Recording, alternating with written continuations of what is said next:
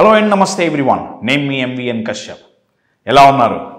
అన్షేకబుల్గా ఉన్నారా? ఇప్పుడు ఉన్నట్టుండి మీ ఫోన్ కింద పడిపోయింది అనుకోండి, మీరేదో ఫోన్లో చూసుకుంటున్నారు, ఉన్నట్టుండి చేయి జారి ఫోన్ కింద పడిపోయింది, గుండె జల్లుమంటుంది కదా. మీరు వంగి అయ్యో ఫోన్ ఎక్కడ పడిందో అని ఫోన్ తీసి ఫోన్ అంతా చెక్ చేసుకొని ఫోన్ మీద ఎక్కడ గీతలు పడలేదు, ఫోన్కి ఏం డ్యామేజ్ అవ్వలేదు అని మీరు చెక్ చేసుకోగానే అమ్మయ్యా ఫోన్కి ఏం కాలేదు అని ఒక రిలీఫ్ వస్తుంది. Yes are no? ఫోన్ కింద పడ్డప్పుడు ఫోన్కి దెబ్బ తగలకపోతే చాలా రిలీఫ్ వస్తుంది మనకి. అదేవిధంగా ఒక సమస్య వచ్చినప్పుడు మన మైండ్ షేక్ అవ్వకుండా, మన మైండ్ బెదరకుండా నిలబడగలిగితే ఎంత రిలీఫ్గా ఉంటుంది ఒకసారి ఆలోచించండి. రోగం వస్తే తట్టుకునే శక్తి శరీరానికి ఉందే, మరి కష్టం వస్తే తట్టుకునే శక్తి మీ మనసుకుందా? ఇది చాలా ఇంపార్టెంట్ అండి. మెంటల్గా ఆర్ ఇమోషనల్గా, మానసికంగా స్ట్రాంగ్గా ఉండటం, అన్షేకబుల్గా ఉండటం ఎంతో ఎంతో నెసెసరీ అండి. ఉంటే లాభం ఏంటి అంటే ఆ సమస్యలు వచ్చినప్పుడు, కష్టాలు వచ్చినప్పుడు ఆ ప్రవాహంలో కొట్టుకోపోకుండా, షేక్ అవ్వకుండా, షివర్ అవ్వకుండా నించొని ఆలోచించగలం, సమస్యలకి సొల్యూషన్స్ మనం తేగలం. అయితే క్వశ్చన్ ఏంటంటే, ఇదంతా మనకు తెలుసు, మరి ఇమోషనల్గా స్ట్రాంగ్ అవ్వాలంటే ఎలా? అన్షేకబుల్గా మైండ్ని తయారు చేసుకోవాలంటే ఏం చేయాలి? ఏ ట్రేట్స్ ఉండాలి? ఏ క్వాలిటీస్ ఉండాలి? మన ఆలోచన విధానం ఎలా ఉండాలి? ఏ అలవాట్లు ఉండాలి? అది మనకు తెలిసి ఉండాలి. అది డిస్కస్ చేయడానికే ఈ వీడియో చేస్తున్నాం. సో కంటెంట్లోకి వెళ్ళే ముందు, December 21st and 22nd unshakable అనే programme, be unshakable, 2 days offline online, అద్భుతమైన ప్రోగ్రామ్ అండి. జాన్యువరిలో రిలేషన్షిప్ మాస్టరీ, మన రిలేషన్షిప్స్ని బెటర్ చేసుకోవడానికి ఏం చేయాలి అని నేర్పించే ప్రోగ్రామ్ ఓన్లీ ఆన్లైన్లో ఉంటుంది, రిలేషన్షిప్ మాస్టరీ. తర్వాత business growth psychology, leadership programme జనవరిలోనే ఉంటుంది, ఆఫ్లైన్ ఆన్లైన్. ఇంకెన్నో ప్రోగ్రామ్స్ ఉన్నాయండి. మీరు కిందున్న నంబర్కి కాల్ చేస్తే ఆర్ మెసేజ్ చేసిన అప్కమింగ్ ప్రోగ్రామ్స్ అని మీకు డీటెయిల్స్ పంపించడం జరుగుతుంది. సో ఇమోషనల్గా స్ట్రాంగ్గా ఉండాలంటే, అన్షేకబుల్గా తయారవ్వాలంటే ఏ అలవాట్లు, ఏ క్వాలిటీస్ ఉండాలి? సో ఫస్ట్ క్వాలిటీ, ఫస్ట్ అలవాటు ఏంటంటే moving on or move on, అంటే కదలటం తెలుగులో చెప్పాలంటే. ఈజీగా ఇంకా బెటర్గా అర్థమయ్యేటట్టు నేను 1-2 ఉదాహరణలు ఇస్తాను ఈ క్వాలిటీ ఏంటి అనేది. లైఫ్లో ఏదో ఒక టైంలో, లైఫ్లో అయినా సరే, బిజినెస్లో అయినా సరే కష్టాలు రాకుండా ఉండవు. అది ఏదో ఒక రూపంలో వస్తాయండి, రైట్? అది మనం బాధపడకుండా ఉండలేం. ఏదో ఒక టైంలో బాధకి గురి చేసే సందర్భాలు, సంఘటనలు జరుగుతాయి. అది ఫెయిల్యూర్ రూపేణ కావచ్చు, బిజినెస్లో మనీ లాస్, బిజినెస్ ఫెయిల్యూర్ రూపేణ కావచ్చు, లేదా రిలేషన్షిప్లో అయితే ఒక బ్రేకప్ వల్ల కావచ్చు, రీజన్ ఏదైనా, లేదా ఒక వ్యక్తిని కోల్పోవటం అనుకోండి. సో బాధ కలగకుండా మనిషికి ఉండదండి. మూవింగ్ ఆన్ అంటే అర్థం ఏంటంటే, ఏ పరిస్థితుల్లో అయితే బాధ కలిగిందో ఆ సందర్భంలోంచి, ఆ పరిస్థితిలోంచి మానసికంగా బయటికి వెళ్ళిపోవటం, ముందుకి అడుగేయటం. చాలామంది ఏం చేస్తుంటారంటే, అటువంటి సందర్భాలు ఎదురైనప్పుడు ఎన్ని రోజులు, ఎన్ని నెలలు, కొన్ని సందర్భాల్లో సంవత్సరాలు గడిచినా సరే దాంట్లోనే ఉండిపోయి మానసికంగా బాధపడుతూ గడుపుతుంటారు. ఇప్పుడు నేను మీకు ఒక ఎగ్జాంపుల్ ఇస్తాను అండి. మీరు ఒక ఇంట్లో ఉంటున్నారు, ఓ 2 BHKనో 3 BHKనో ఎన్నో BHK. మీ ఇంట్లో ఒక వాష్రూమ్ ఉంటుంది, ఒక టాయిలెట్ ఉంటుంది. టాయిలెట్లోకి పోకుండా ఉండటం కుదరదుగా, ఏదో ఒక టైంలో పోతాం కదా, రైట్? కానీ పోతే అక్కడే ఉంటామా? బయటికి రామా? బాధ ఇంట్లో వాష్రూమ్ లాంటిది, వెళ్ళాల్సి వస్తుంది, వెళ్ళకుండా ఉండటం కుదరదు, బాధ కలిగే సందర్భాలు వస్తాయి. అయితే జీవితాంతం అక్కడే ఉంటారా? ఆలోచించండి. పని అయిపోగానే బయటికి వస్తారా? ఎందుకంటే అండి, ఇప్పుడు మీరు టాయిలెట్లో కూర్చొని, టాయిలెట్ ఏదో చిన్నగా ఉంటుంది, అదేదో పెద్ద 10x10 ఏమి ఉండదు కాదు, ఏదో చిన్న రూము, అక్కడే కూర్చొని అయ్యో నా జీవితం ఇంతే, నా ఇల్లు ఇంతే ఉంది అని బాధపడితే బయటికి వస్తే కదా తెలిసేది ఎన్ని బెడ్రూమ్లు ఉన్నాయి, హాల్ ఉంది, కిచెన్ ఉంది, గార్డెన్ ఉంది, బాల్కనీ ఉంది, టెర్రస్ ఉంది, ఇంకా పెద్ద విశాలవంతమైన ఇల్లు అయితే స్విమ్మింగ్ పూల్ ఉన్నాయి. అరే మన లైఫ్లో ఇంత అద్భుతమైన సంఘటనలు ఉన్నాయి, సందర్భాలు ఉన్నాయి, మనుషులు ఉన్నాయి, మనకు ఆనందాన్ని కలిగించేవి ఎన్నో ఉన్నాయి. నేను టాయిలెట్లోనే కూర్చొని నా ఇల్లు ఇంతే చిన్నగా ఉందంటే, మై డియర్ ఫ్రెండ్స్, బాధపడకుండా ఉండటం కుదరదు, పడతాం. అయితే ఇమోషనల్గా స్ట్రాంగ్గా అవ్వాలి అంటే అక్కడ కొంచెం సేపు బాధ అనే ఇమోషన్లో కొంచెం సేపు టైం స్పెండ్ చేసి బయటికి రాగలగాలి. ఎవరైతే అలా చెయ్యగలరో వాళ్ళు ఇమోషనల్గా స్ట్రాంగ్గా ఉన్నారని అర్థం. లేదా ఇమోషనల్గా స్ట్రాంగ్ ఉన్న వాళ్ళు చాలా ఫాస్ట్గా మూవ్ ఆన్ అవ్వగలరు. ఇది బాగా గుర్తుపెట్టుకోండి. ఇది ఫస్ట్ క్వాలిటీ. సెకండ్ క్వాలిటీ ఏంటంటే వెల్కమింగ్ చేంజ్. అంటే వాళ్ళు మార్పుని వెల్కమ్ చేయగలుగుతారు.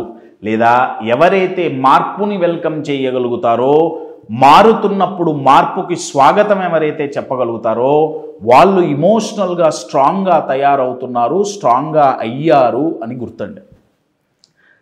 ప్రాబ్లం ఏంటంటే అండి, ఇప్పుడు ఇదొక ఇంగ్లీష్లో ఒక లైన్ ఉంది కదా, change is the only constant. అంటే ఈ ప్రపంచంలో మారనిది ఏంటి, ఎప్పుడూ మారకుండా ఉండేది ఏంటి అని ప్రశ్నిస్తే దానికి సమాధానం మార్పు. అది ఎప్పటికీ మారదు. మార్పు సహజం, మారుతూనే ఉంటుంది. సో ఆ మారటం అనేది ఎప్పటికీ మారదు. దానికి తగ్గట్టు మనం మారకపోతే, ఇమోషనల్గా వీక్గా ఉన్న వాళ్ళు మారలేరు, ఇమోషనల్గా స్ట్రాంగ్గా ఉన్న వాళ్ళు మార్పుని వెల్కమ్ చేయగలరండి. నేను మీకు ఒక ఎగ్జాంపుల్ ఇస్తాను. మనం ఎదగాలన్నా లైఫ్లో అయినా సరే, బిజినెస్లో అయినా సరే, మన గోల్స్ రీచ్ అవ్వాలి, మనం బెటర్ పర్సన్గా ఇవాల్వ్ అవ్వాలి, మనల్ని మనం చెక్కుకోవాలి అంటే మారాల్సిందే. మారకపోతే అంతే ఉండిపోతాం. నేను మీకు ఒక ఉదాహరణ ఇస్తాను. ఇప్పుడు ఒక స్నేక్ ఉందనుకోండి, ఒక పాము ఉంది. నా పాము చాలా డేంజరస్గా మీ మైండ్లో అసోసియేట్ అవ్వచ్చు, నేను కాదనట్లా. ఎగ్జాంపుల్ వరకు తీసుకోండి. పాము బతకాలంటే తన చర్మాన్ని తాను వదిలించుకోవాలి. స్విచ్ నొక్కితే ఫ్యాన్ తిరిగినట్టు ఏదో ఇట్లంటే ఆ చర్మం ఊడిపోదండి. చర్మం ఎందుకు వదిలించుకోవాలి అంటే పాము సైజు పెరిగిన కొద్దీ ఆ చర్మం బాగా టైట్గా అయిపోతుందండి. ఎంత టైట్గా అయిపోతుందంటే పాము కుక్కిరి బిక్కిరి అయిపోతుంది. అది గనక ఆ చర్మాన్ని వదిలించుకోకపోతే చివరికి దానికి మిగిలేదేంటయా అంటే మరణమే. ప్రతి జీవికి ఏదో ఒకటి ఉంటుందండి, అది గ్రద్దకు కావచ్చు, దేనికైనా సరే. అయితే పాము ఆ చర్మం వదిలించుకోవటం అంత ఈజీ కాదండి. అది పోయి రాళ్ళకి రప్పలకి గీసుకొని తన శరీరాన్ని రుద్ది రక్తం కారుతున్నా సరే ఆ చర్మాన్ని వదిలించుకుంటుంది. వదిలించుకుంటే కొత్త చర్మం వస్తుంది, చాలా ఫ్రీగా ఉంటుంది. మై డియర్ ఫ్రెండ్స్, మన పాత ఆలోచనలని, పాత నమ్మకాలని ఏవైతే మనల్ని ఎదగకుండా చేస్తున్నాయో వాటిని మైండ్లోంచి పాము చర్మం వదిలేసినట్టు వదిలేయగలిగిన రోజు మనం చాలా ఫ్రీగా ఉంటాం. మన మైండ్ చాలా పీస్ఫుల్గా ఉంటుంది, గ్రోత్ చాలా ఫాస్ట్గా ఉంటుంది. ఒక్క పదంలో చెప్పాలంటే మనం అన్షేకబుల్గా ఉంటాం. అలా ఉండాలి అంటే చేంజ్కి వెల్కమ్ చెప్పాల్సిందే. పాము నేను మారను, నేను ఇంతే ఉంటా, నేను ఈ చర్మాన్ని వదిలేసుకొని ఏదైతే అదైతుంది, నేనెందుకు మారాలి, నేనెందుకు చేంజ్ అవ్వాలి, ఏమవుతుంది? పోతారు. ఎక్కడికి? గోవింద. అర్థమవుతుందా అండి? మారాల్సిందే. అది మారాలి అంటే మైండ్ అన్షేకబుల్గా ఉండాలి. లేదా ఇమోషనల్గా ఎవరైతే స్ట్రాంగ్గా ఉంటారో వాళ్ళు త్వరగా మారగలరు. సో రెండు వచ్చినాయి కదా. సో ఫస్ట్ క్వాలిటీ ఏంటి, ఫస్ట్ హ్యాబిట్ ఏంటి? Moving on.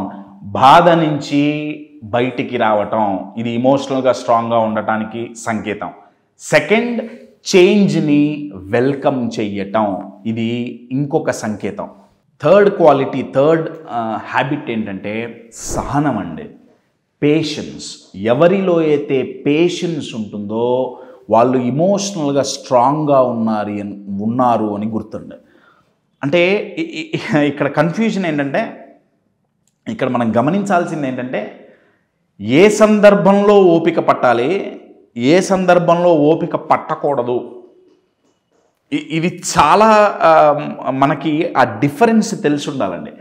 అది సెపరేట్ టాపిక్గా నేను ఎప్పుడైనా వీలు కుదిరినప్పుడు నేను మాట్లాడతాను. అయితే patience by it self is emotional strength అండి, సహనంతో ఉండటం. నేను మీకు ఒక ఎగ్జాంపుల్ ఇస్తాను.